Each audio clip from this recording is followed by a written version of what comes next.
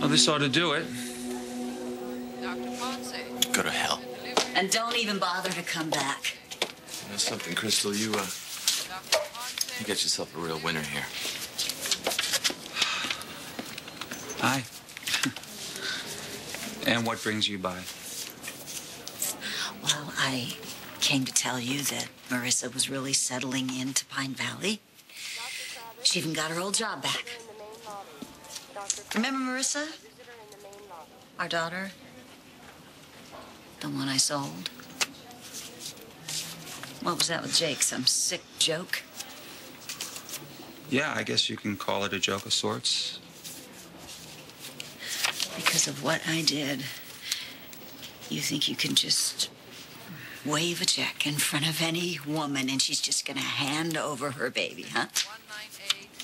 You know, you have done some low-down things, okay, but that is just... Okay, all right. First of all, I didn't know you were standing there, okay?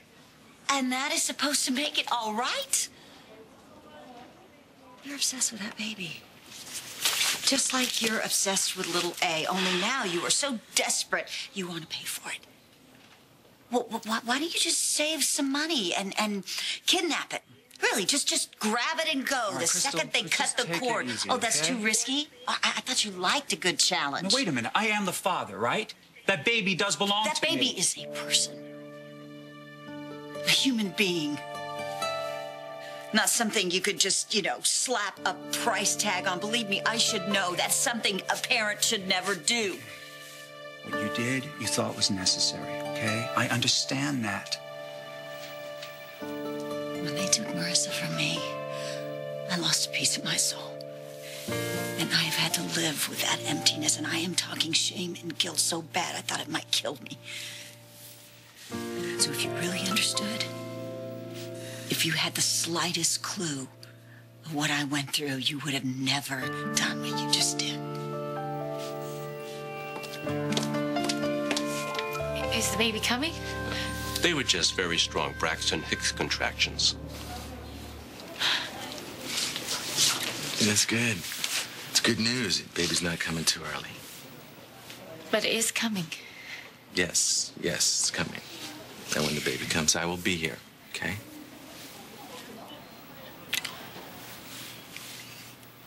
Well, I think you made the right choice to move back here and live with Adam. Because everyone raised here turns out perfect. Everything Adam does is for his children. Everything Liza does is for Liza. Okay, enough. Stop talking about my mom.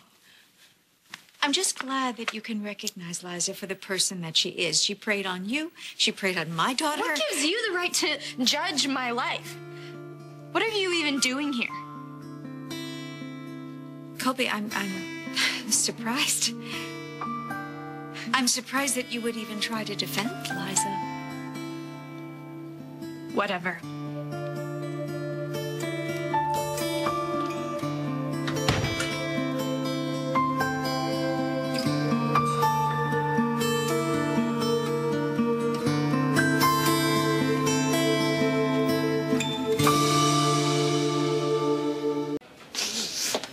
Is everything okay?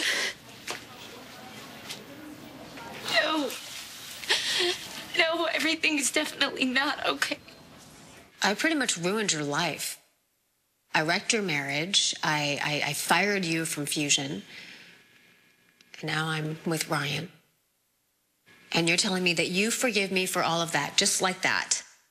Well, I'm sorry. No, I don't believe you. No way. Kendall, I was a mess back then. I was volatile and unstable.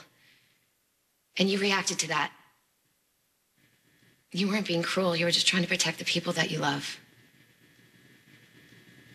I understand that now, and that is the reason why I can forgive you. Before I came here, I saw Ryan. And I told him that I truly do understand that trying to take Emma was wrong, and I will never try to do that ever again. And from here on out, the most important thing is Emma's happiness, not mine. And then I told him I would turn myself in. But first, he let me say goodbye to her. So. It won't be forever. Crazy Annie. Let's hope I can shake that someday, huh? You know, you're not so crazy anymore. Listen to me. Struggling and resisting, it's just gonna make everything worse. It's just gonna hurt your family more, so cooperate. Tell them what they want to hear.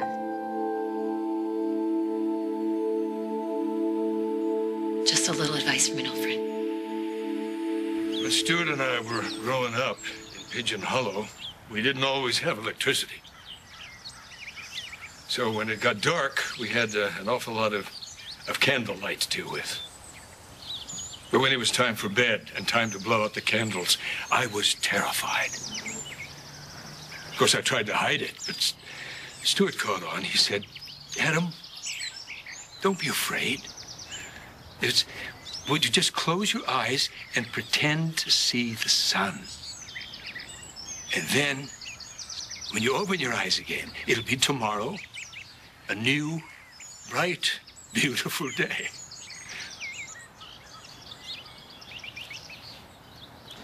Well, Stuart was the brave one, the good one, the one who should still be alive. Don't say that. It won't be long before they bury me, too. Whether it's a bullet in my back or my heart gives out, I will miss Stuart every day of my life. We all will. I was a fool. I pitted you two against each other in some sort of ridiculous competition over Chandler Enterprises. Look, we don't have to talk about that now. You wanted to be with him, didn't you? You wanted to be with JR, but that's what I wanted too. I'm still going to step down, but I hope instead of battling it out, you two will both take over. Scott's right. We don't need to discuss this right now. No, yes, we do. This is the perfect time to discuss this because Stuart loved cooperation. That's what I want from you two. Instead of being rivals, I want you to be like family, to be like brothers. Stuart's gone now. But if my son and Stuart's son can work together, then he will not have died in vain. You will be protecting this family so that when I'm finally laid to rest, you won't have to rack your brains to come up with something nice to say about me. I can think of a few nice things. Why don't you say what you really want? I hear the way that you talk about Scott and how Scott talks about Stuart. His love, his admiration. That's what you want from me, isn't it? You want me to love you? Yes.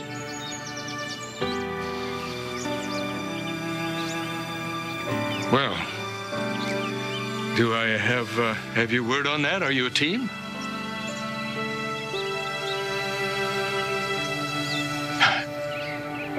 Do you hear that, Stuart? Tomorrow's going to be a new, bright, beautiful day.